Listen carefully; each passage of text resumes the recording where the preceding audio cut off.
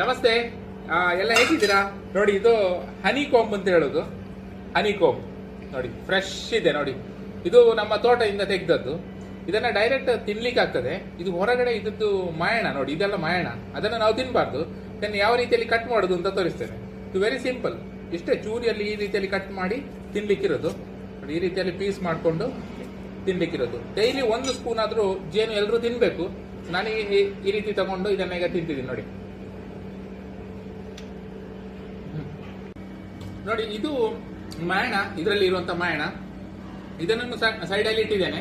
ಇದನ್ನು ಕೂಡ ನಾವು ಉಪಯೋಗಕ್ಕೆ ಬರುತ್ತೆ. ಅಂದ್ರೆ ತೊಳೆದು ಬಿಟ್ಟು ಮತ್ತೆ ಜೇನುನೊಣಗಳಿಗೆ ತಿನ್ಲಿಕ್ಕೆ ಕೊಡಬಹುದು. ಅದು ಮತ್ತೆ ಉಪಯೋಗ ಮಾಡುತ್ತೆ. ಇಲ್ಲ, ಇದನ್ನ ನಾವು ಕಾಡಿಗೆ ಆಗಿ ಉಪಯೋಗಿಸಬಹುದು. ಕಣ್ಣಿಗೆ ಹಚ್ಚಲಿಕ್ಕಿರುವಂತಹ ಕಾಡಿಗೆ ಅದು ಕೂಡ ತುಂಬಾ ಒಳ್ಳೇದಾಗಿರುತ್ತೆ. ಸೊ ಈ ರೀತಿಯಲ್ಲಿ ತುಂಬಾ ಚೆನ್ನಾಗಿರುವಂತಹ ಒಂದು ಜೇನು ತಿಂದಿದ್ದೇವೆ. ಎಲ್ಲರೂ ಉಪಯೋಗ ಮಾಡಿ, ತುಂಬಾ ಚೆನ್ನಾಗಿರುತ್ತೆ. ಈ ರೀತಿ ಹನಿ ಕೋಂಬನ್ನ ನಮ್ಮ ಹತ್ರ ನೀವು ಆರ್ಡರ್ ಕೂಡ ಮಾಡ್ಕೊಳ್ಬಹುದು ನಮ್ಮ ಲೋಕಲ್ ಫಾರ್ಮರ್ಸ್ ಆಪ್ ಇಂದ. ಧನ್ಯವಾದಗಳು.